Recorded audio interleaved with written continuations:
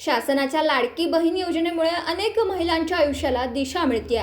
याच योजनेचा लाभ घेत सौ उज्ज्वला अमोल शिंदे वय वर्ष 29 राहणार सांगली या महिलेला पुन्हा शिक्षण सुरू करण्याची संधी मिळाली. त्यानिमित्ताने आज अमन कॉम्प्युटर इन्स्टिट्यूटमध्ये उपमुख्यमंत्री एकनाथ शिंदे पक्षाचे सांगली जिल्हाध्यक्ष महेंद्र भाऊ चांडाळे यांच्या हस्ते उज्ज्वला शिंदे यांचा सत्कार करण्यात आला. लाडकी बहीण योजनेमुळे उज्ज्वला यांचं शिक्षण थांबलं नाही, उलट तिला नवे स्वप्न पाहण्याचं बळ मिळालं. आता ती अमन कॉम्प्युटर इन्स्टिट्यूटमध्ये MSCIT हे संगणक प्रशिक्षण पूर्ण केलेलं असून त्या परीक्षेस सामोरं जाण्यास सज्ज झाली.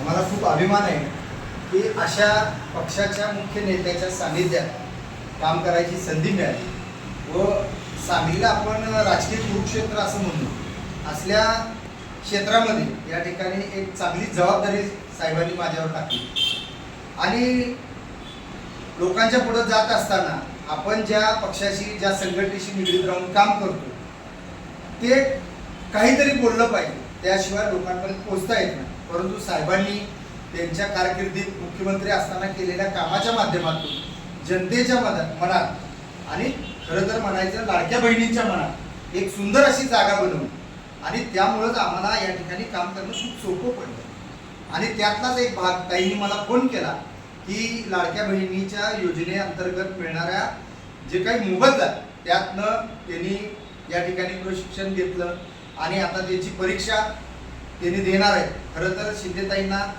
आम्ही शुभेच्छा देतो उद्याच्या परीक्षेसाठी. त्यांनी चांगल्या मार्काने पास होऊन त्यांच्या पुढच्या ज्या काही अपेक्षा आहेत त्या त्यांनी कुटुंबासाठी चांगल्यारीत्या या ठिकाणी पूर्ण कराव्या आणि खऱ्या अर्थानं योग्य मिळालेल्या मदतीचं योग्य उपयोग करणारी ही माऊली आहे.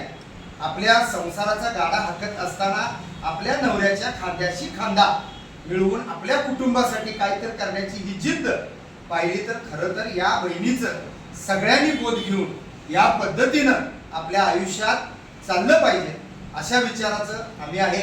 आणि खरोखर कागवाडेताईंचं या ठिकाणी मी अभिनंदन करेन की एवढी चांगली गोष्ट आमच्या लक्षात आणून दिली. त्यांनी बोलले आणि मी लगेच असं नाही. ॲक्च्युली हा मार्मिक विषय आहे जो आजच्या समाजाला प्रबोधनकारक ठरेल असा विषय आहे. हा एवढ्या चांगल्या गोष्टीसाठी ताई तुम्ही मला बोलवला त्याबद्दल मी मनापासून तुमचे आभार व्यक्त करतो आणि त्या ताईंचा आपण मन भरून या ठिकाणी सन्मान आणि सत्कार करूया आणि भावी वाटचालीसाठी ताई शुभेच्छा.